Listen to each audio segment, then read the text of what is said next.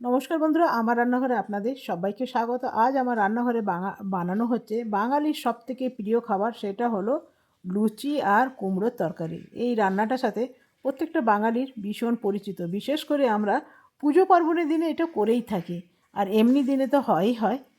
তবে আজকে আমি বানাচ্ছি সকালের ব্রেকফাস্ট, আর এইটা খেতে আমার হাজব্যান্ড ভীষণ পছন্দ করে, আমার ছেলেরাও ভীষণ পছন্দ করে।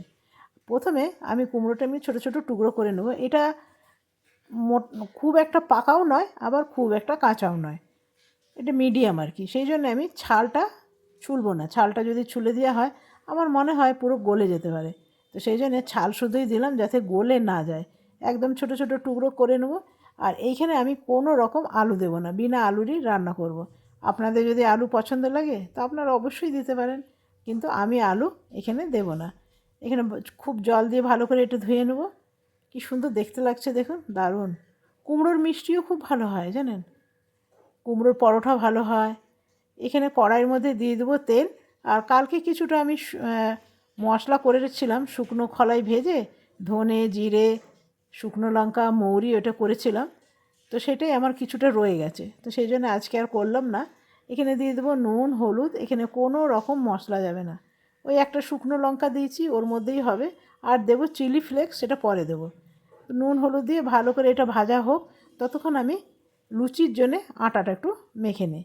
এখানে নিয়ে নেবো গমের আটা, 1 বাটি নেবো গমের আটা, আর 1 বাটি নেবো ময়দা। দুটো 50-50 নিলাম। আমি বেশি গমেরই আটার লুচি বানাই, তো আজকে ভাবছি দুটোর 1 বাটি করে দেবো, তাহলে ভালো লাগবে। 1 বাটি দিলাম গমের আটা, 1 বাটি দিলাম ময়দা, দিলাম সামান্য নুন, আর দেবো সামান্য সুজি। ব্যাস, তাহলেই হয়ে যাবে। 1/2 বাটি সুজি দিলাম, আর দিলাম সামান্য চিনি। চিনিটা দিয়ে দেখবেন খুব ভালো লাগে, হালকা হালকা মিষ্টি মিষ্টি লাগে না, বেশ ভালো লাগে। আর সুজিটা দিলাম যাতে লুচিটা একটু ক্রাঞ্চি ভাব হয়, আর অনেকক্ষণ অবধি ফোলাটা রয়েই যায়। যেরকম ফুলকো ফুলকো লুচি হয় না, ওই ফোলাটা কিন্তু অনেকক্ষণ রয়ে যায়। এরপরে তরকারিটা আমি দেখে নিই। তরকারিটা দেখলাম একদম ভাজা ভাজা হয়ে গেছে। এরপরে এইখানে আর কিছু করার নেই, এরপরে দিয়ে দেবো সামান্য জল। ব্যাস, জল দিলে একটু ভালো গ্রেভি হবে। এরপরে দিয়ে দেবো কভার। এরপরে ভাজা মশলা আমার ছিল ধনে জিরে শুকনো লঙ্কা আর একটু মৌরি। কালকে ঘুগনি বানিয়েছিলাম, তারই একটু রয়ে গেছে, তো সেটাই দিয়ে দিলাম। আর দিলাম একটু চিলি ফ্লেক্স। এখানে দেবো সামান্য ঘি। যা ভাব বেরোচ্ছে ওই জন্য দেখা যাচ্ছে না। আর দেখুন তরকারিটা কিন্তু আমার রেডি হয়ে গেছে। তবে এই কুমড়োর তরকারিটা অনেকভাবে করা যায়, যার যেরকম পছন্দ সেরকম করতে পারেন। দিয়ে দিলাম সামান্য চিনি। তরকারিটা একদম রেডি হয়ে গেছে। এরপরে লুচিগুলো বানিয়ে নেবো। দেবো খুব সামান্য তেল, বেশি তেল দেবো না, কেন 6খানা লুচি বানাবো, সেই রকমই তেল দেবো।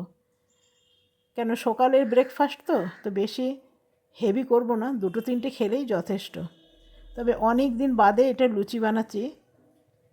এখানে একটু বড় সাইজের করে বেলবো জানেন, একদম রুটির মতন পাতলা পাতলা, সেটা খেতে বেশ ভালো লাগে। আমি যখনই লুচি বানাই একটু বড় সাইজের বানাই। ব্যাস, আর বড় করব না, বড় করতে গিয়ে একটু ট্যাড়া ব্যাকা হয়ে গেল, কোনো উপায় নেই। এটা উঠাতে পারছি না, এত পাতলা বেলা হয়ে গেছে। তবে এই রকমভাবে আরেকটা বেলে নিই, এখনও কড়াইটা গরম হয়নি, সেই জন্য ভাবছি আরেকটা বেলে নিই। এই একইভাবে বড় একদম রুটির মতন করে করব, ভাল লাগে। ব্যাস, এর চেয়েও বড় করলে ভাল লাগে। আর দেখুন কি সুন্দর ফুলে উঠছে। তো সকালে ব্রেকফাস্ট আমার তৈরি হয়ে গেল, লুচি আর কুমড়োর তরকারি।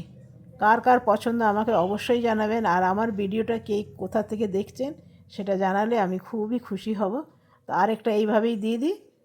আর এটাও দেখুন কি সুন্দর ফুলে উঠছে। আর এই যে ফোলাটা না, এইটা রয়ে যাবে, যেহেতু সুজি দিয়েছি সেই জন্য ফোলাটা অনেকক্ষণ অবধি ভালো থাকবে, যখন থালায় দেবেন না বেশ ভালো লাগে।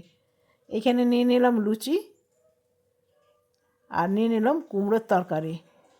আর সকালে সেহেতু লুচির সাথে চা তো একদম মাস্ট। তা আজকে তৈরি হয়ে গেল সকালে ব্রেকফাস্ট, লুচি কুমড়োর তরকারি, আর সঙ্গে আছে চা। আর আমার খাওয়া কীরকম বলুন তো, এমনি লুচির মধ্যে একটু তরকারি নিয়ে নিলাম, আর ওই কাজ করতে করতে খেতে থাকি। বসে খাওয়ার তো সময় নাই ভাই। তো চলুন হাজব্যান্ডকে দিয়ে দিই, আর আমি এভাবেই খেতে থাকি। তবে ছোটোবেলাও আমরা এভাবেই খেতাম। তো চলুন আজকের মতন এখানেই শেষ করলাম। ধন্যবাদ।